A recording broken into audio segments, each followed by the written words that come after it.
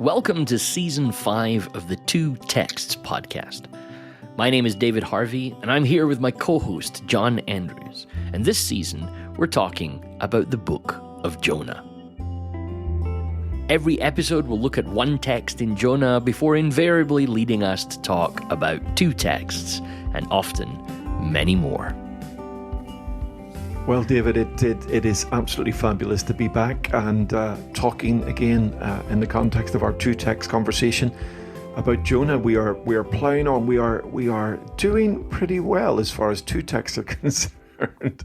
We're just about to launch into chapter 4, having had just wonderful conversations in the previous 3 chapters. And I have to say, I really enjoyed our sort of end of chapter 3 type conversation. That was, I felt like, that was such good exploration of some amazing ideas and intricacy and genius within the text. I thought, Yeah, I think by two text standards, I think we're moving at whiplash speeds.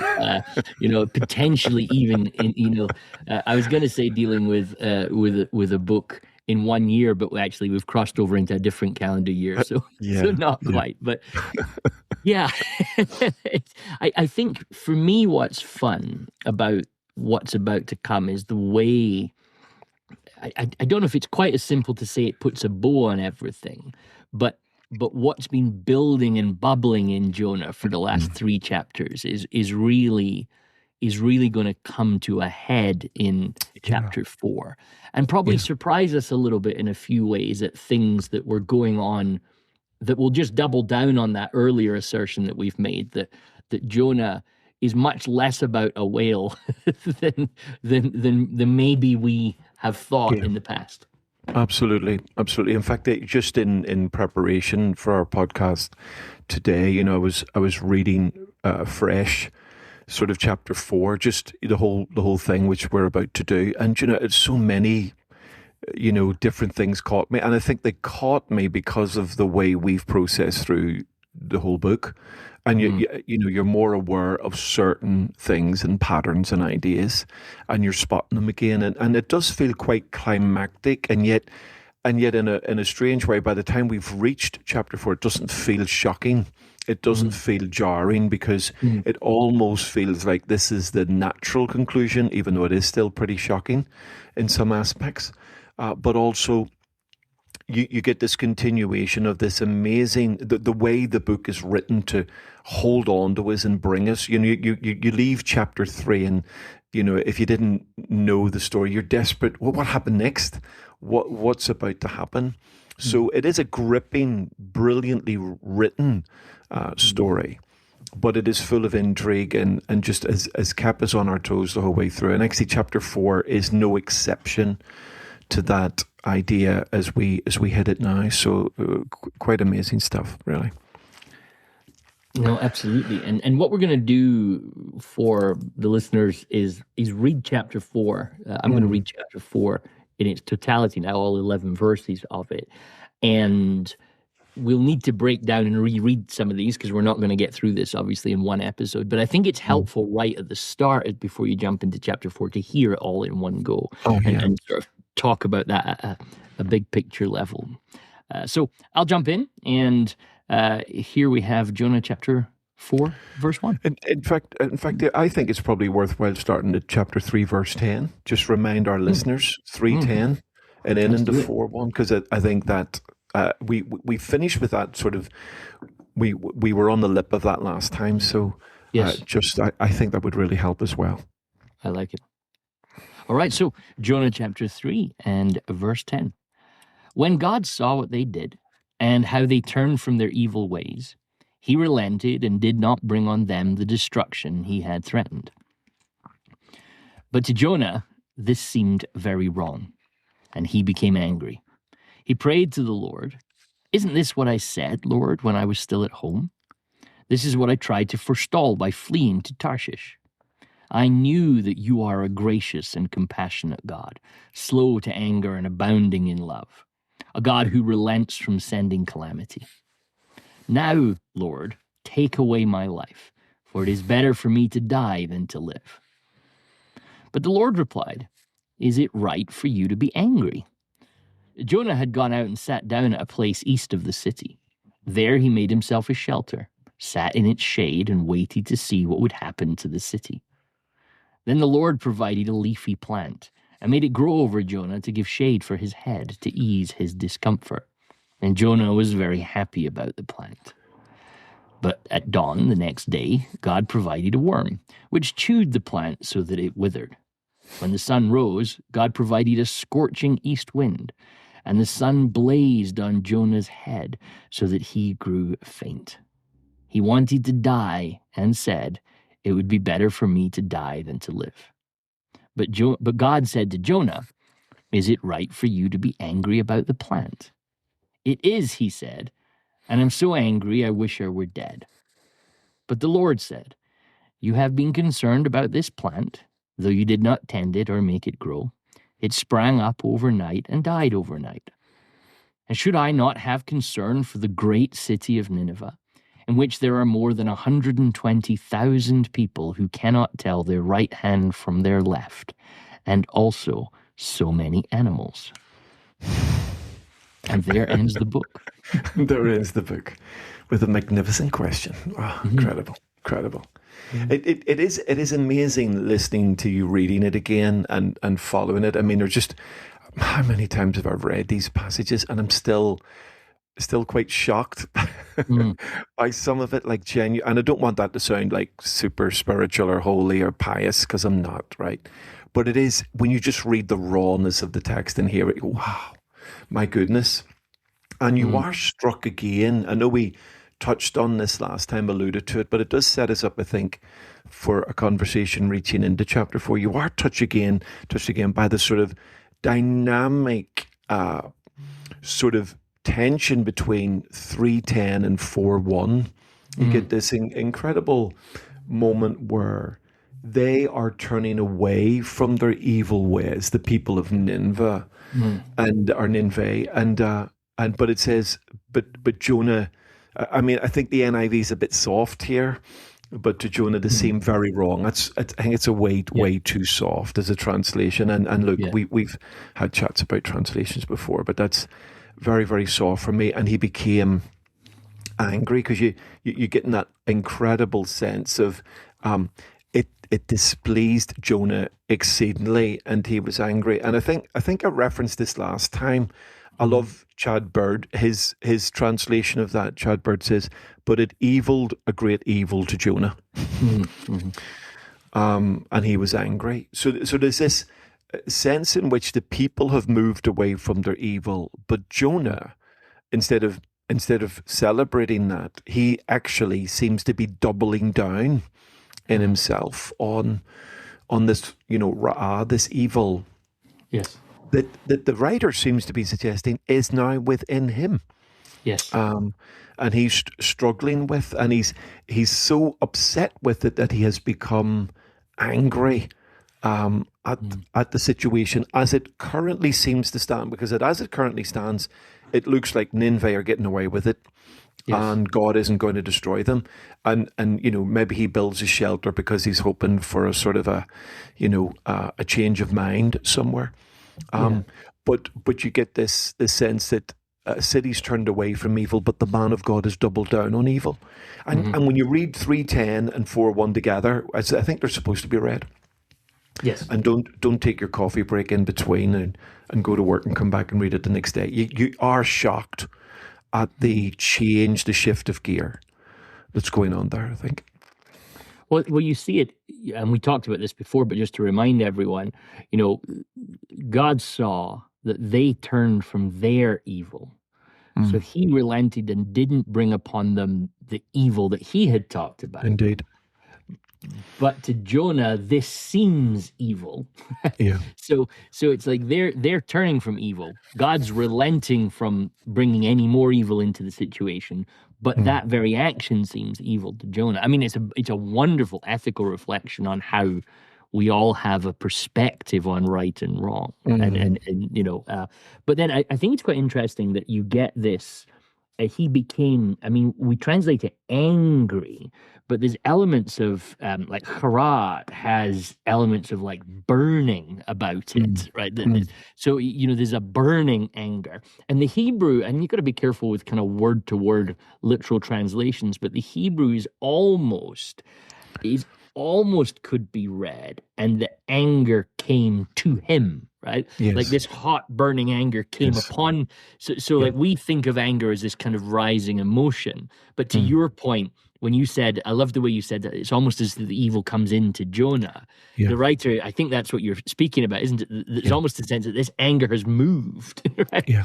And now Jonah's taken this anger upon, which you see a few moments later, where even though he's kind of mad at God, he still decides to plonk himself outside the city and hope Yeah. that something's going to Yeah. happen, right? Yeah. He Yeah. gets like a view of the hill waiting for the meteor or something like Yeah. that. So, Yeah, yeah, absolutely, and I love that idea of hara. That mm, sort of kindling, yeah, like something ignites within him. yes, It's almost, which is the beautiful sense of hara. Where you're getting something just rips, explodes, mm, ignites. Within him, and it catches it. I have a wood burner at home, and you have to, in order to get it lit properly, the sort of throat plate needs to get warm, mm, or it doesn't pull the air through, and if you don't get mm, that throat plate warm enough, it can smoke on you, which can be right, quite devastating. But once that heats, it's like boom. It like there's mm, almost like you can literally see the flame move from a gentle little flame that's starting to suddenly it ignites. right, And it's now, literally, I will go, okay, that's it going now. It's right, lit, even though it sort of looks the same, but something has changed because now it's being pulled through. And I mm, think, I think this moment in Jonah exposes, like something's exposed profoundly in the prophet. mm, I mean, we've had our sort of concerns about him and his attitudes up to this point, but this is an absolutely brutal exposure from the author. So mm, it's we haven't got it from Jonah at this stage. It's sort of implied by the narrator. The narrator's saying to us, okay, this is what happened. Something's kindled in Jonah. And mm, of course, there's a sense in which, as far as the story is concerned, you're almost depending on the narrator to give us that opinion.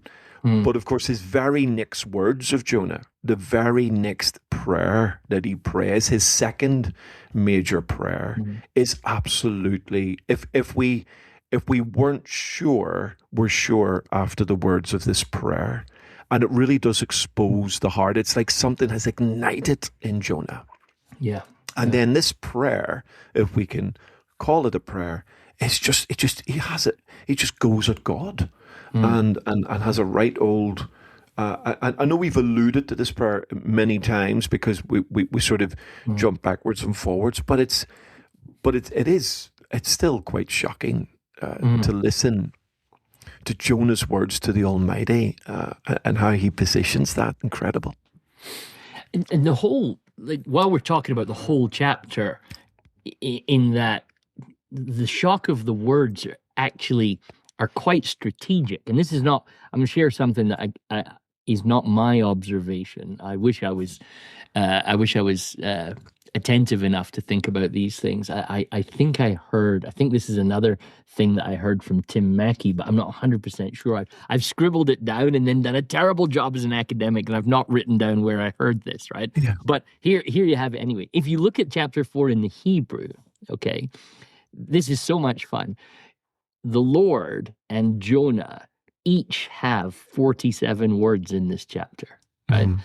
So not in English, it doesn't work in the English translation, but in the Hebrew, they each have 47 words, but they actually work in opposition to each other. So Yes. Jonah has the first 39 words, and Yeah. Yahweh has the last 39 words. Yeah. But the pattern actually holds. So Jonah has 39 words. The Lord replies with 3 words. Jonah then has 3 words. The Lord replies with 5 words. Jonah then has 5 words. And then the Lord ends with 39 words. It's Yes. really fascinating that you've That's got this amazing. almost even right down to the granular level of the words Yeah. used. the Lord is in direct opposition to the way that Jonah's thinking, right? Yes. And I don't know, there's something about that, John. It's so quirky. I think that's amazing, right? To the level of detail the Hebrew writer wants you to see how opposing these ideas are. Exactly. And I think it's deliberate. I think it's absolutely deliberate, and knowing the way the Hebrew mind would think and work and direct us to thoughts. I mean, we see this all through Tanakh. Tanakh is a work of, I mean, we believe that Tanakh is inspired by God and carries the very breath of God, but at a literary level, inspired by the Holy Spirit, it has levels of genius to it, which is breathtaking, like genuinely at a literary level, it's breathtaking. And I think a moment like that, where you see the dynamic symmetry of the text, where it's almost now like the Lord and Jonah are face to face, and they're literally like it's word for word. So there is. I mean, I'd seen that before. I wasn't sure where I'd got. I hadn't noticed. So what you alluded to there in terms of the 3 words and the 5, I hadn't noticed that. But I had counted up Jonah's words prayer, and I had counted up the Lord's, and I saw the 39 and the 39. I hadn't seen the 3 and the 3 and the 5 and the 5. But that is absolutely breathtakingly brilliant.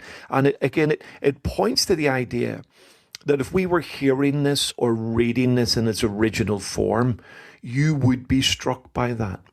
You would be absolutely, I mean, that is literally grabbing you by the throat and saying, now pay attention, look at this.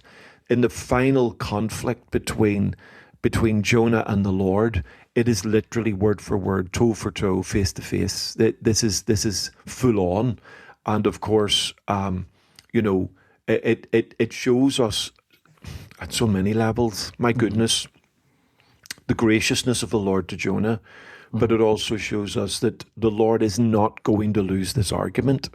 And he's not going to roll over to the man of God that he's called. He's persistent in the way that he responds to the man of God. I was thinking, this is not a theological point that I'm going to make, but there's something almost beautiful, I think, I was thinking about what often happens in conversations when you disagree with someone, and it becomes, I mean, and please, everybody, hear me. I'm not trying to say this is what's going on in this text. It just hit me as you were talking to each other.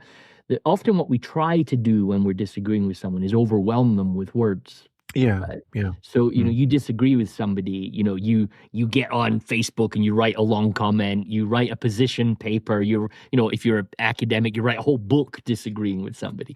A politician says a line and hundreds of newspaper articles come out decrying what was said or agreeing with what was said. There's something beautiful about the fact that the Lord pushes back on Jonah with exactly the same amount of words that Jonah pushes towards him. Incredible. So the Lord doesn't overwhelm, and I might be stretching it, John, but there's almost a level of, even at a grammatical level, he's not crushing Jonah. He's just resisting Jonah's with enough. Yeah. I mean, you're welcome to say that's just a really silly point, but it just struck me that there's something kind of neat happening there. Yeah, no, I think it's bang on the button. I think it's absolutely correct. I think, like, I see the symmetry of chapter 4 of Jonah, and I hear the echo in many ways of a book like Habakkuk, where you've got a Habakkuk standing before the Lord almost in a courtroom drama, and making his case to the Lord, and then the Lord replies.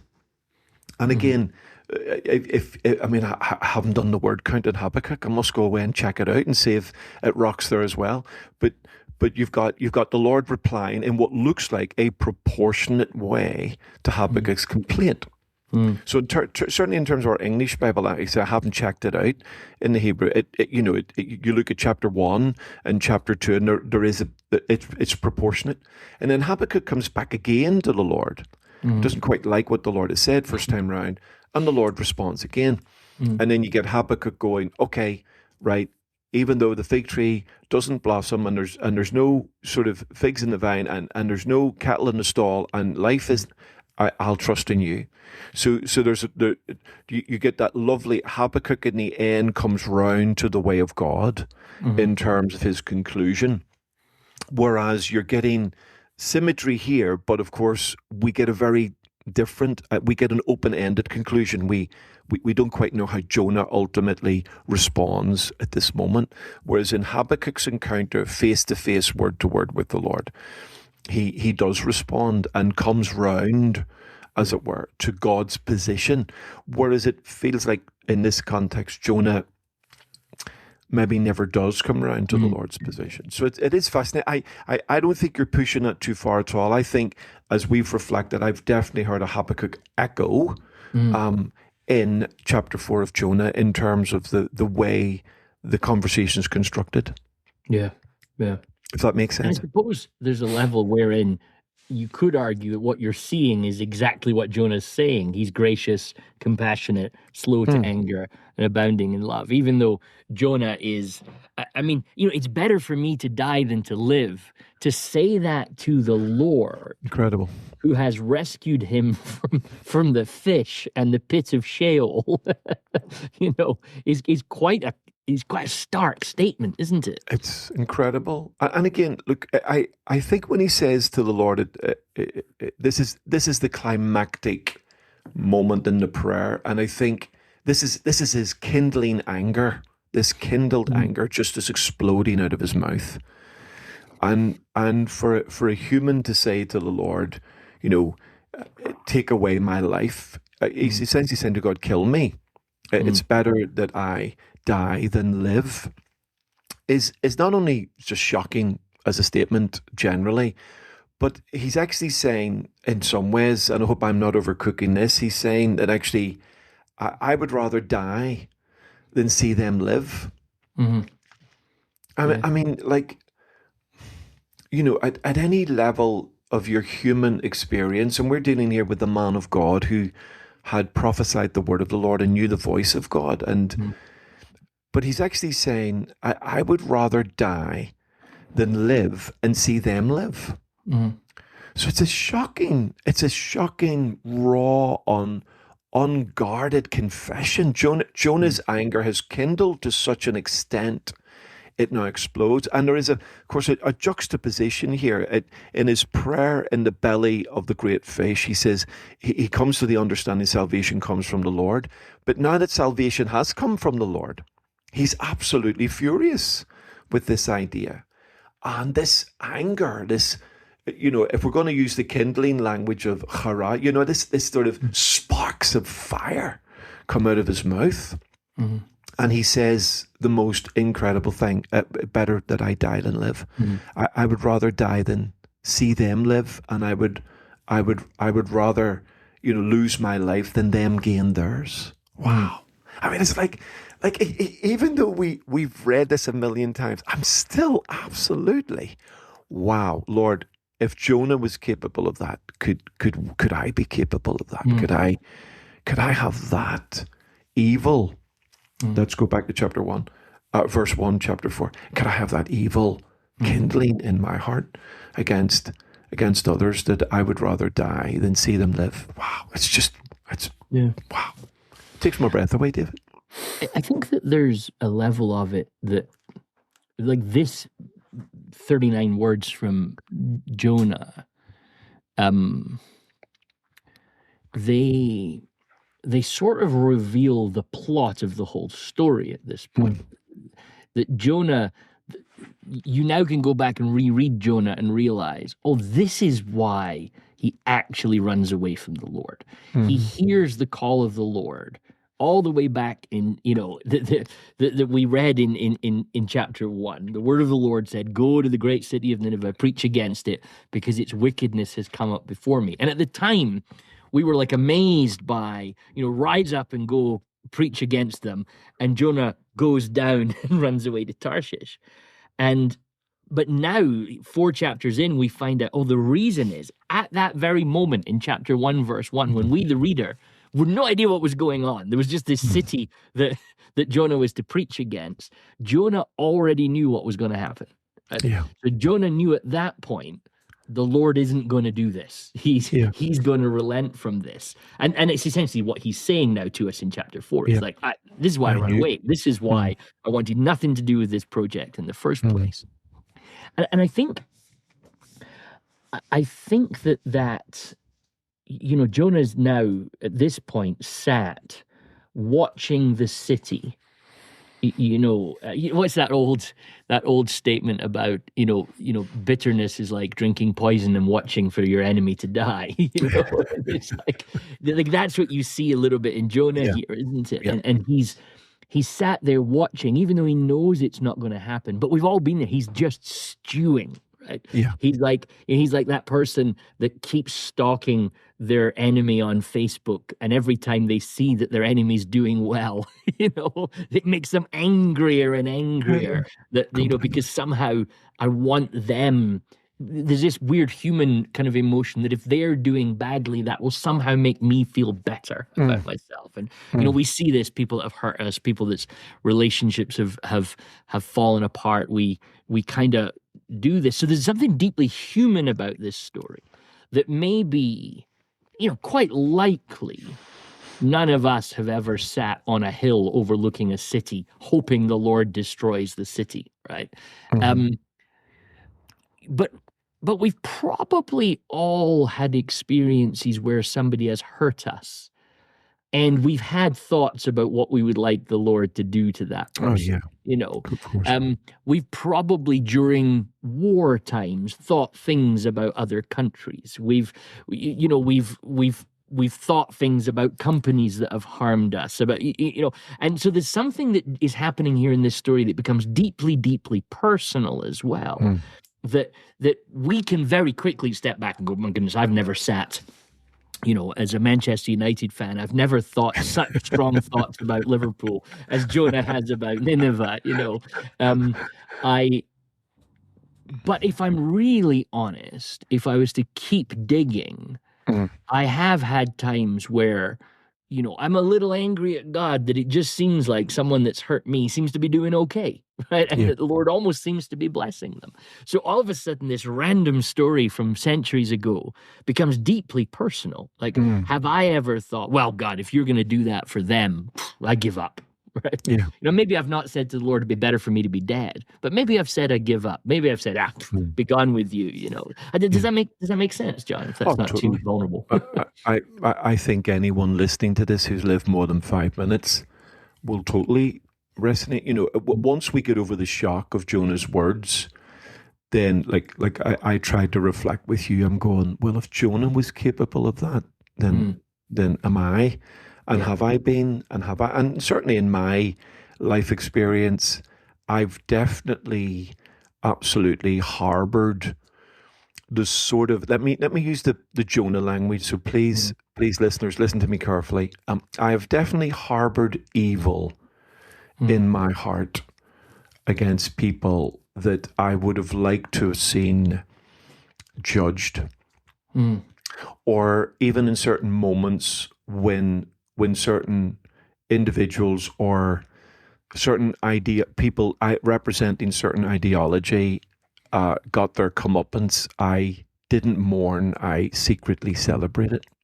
Now, I've done that. I mean, without naming names or going to places, I've definitely been to the dark side of that. And where if you give yourself to that evil, then actually you do build the shelter, you do sit on the hill, and you hope to God that God drops the hammer. And of course, it's a terrible place to be, because the place ultimately, like Jonah sits under that self-made shelter. I mean, it's a little poetic irony, isn't it? He made it for himself, and he sits under this shelter, and he's probably sitting in his own sense of self-righteousness and his own sense of right and wrong, and his own sense of understanding that he's part of the covenant people and they're not. And why should they get the benefits of covenant when they are not in covenant with the Lord in the way that he is? And all sorts of ideas, I think, swirling around. And if we're really, certainly, let me speak for myself. I've sat there, I've been there. I have definitely done a Jonah on more than one occasion in my journey. And by God's amazing, relentless compassion and loving kindness and grace, He has rescued me from myself and rescued me from the ra'ah in my own heart.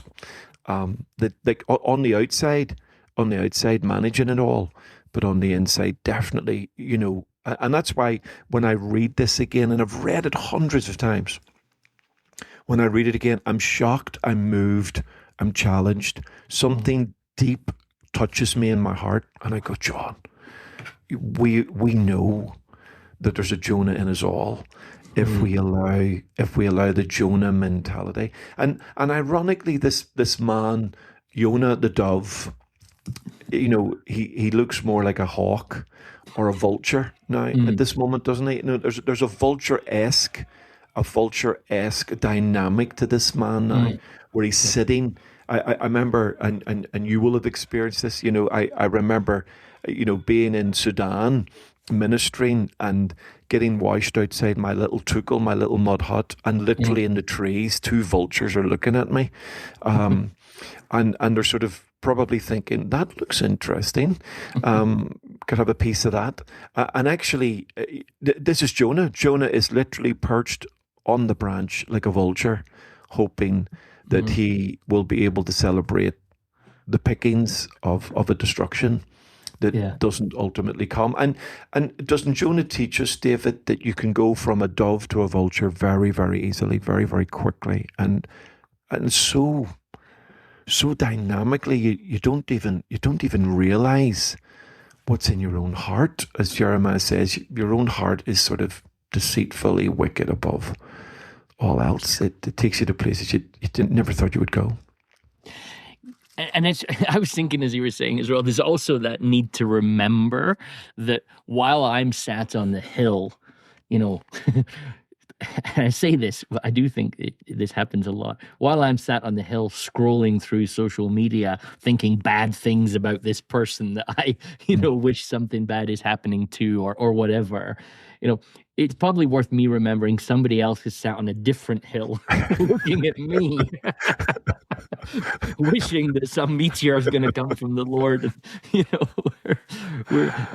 And of course, in the middle of all that is the Lord. And for me, what's, perhaps this is a good place to just pause the conversation for this episode, but to, after you share your thoughts on it, obviously, but to me, what's fascinating, of course, is I knew you were a gracious and compassionate God, slow to anger and abounding in love.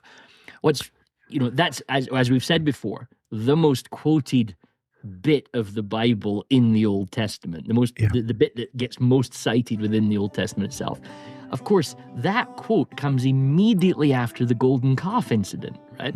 The moment when people are most unfaithful to God, at the point you would least expect them to be unfaithful to God. What we hear about God is He's gracious, compassionate, slow to anger, and abounding in love. So good. So that's all from Jonah and us for this episode. Keep diving into the text yourself and enjoying this wonderful book of the Bible. We'd love it if you rated, reviewed, or shared this episode with a friend. And we also want to say thank you to all of our listeners who financially support the show, sharing the weight of producing the podcast with us. If you'd like to support the show, visit twotexts.com and follow the instructions from there. We'll be back soon with a new episode, but until then, from us, goodbye.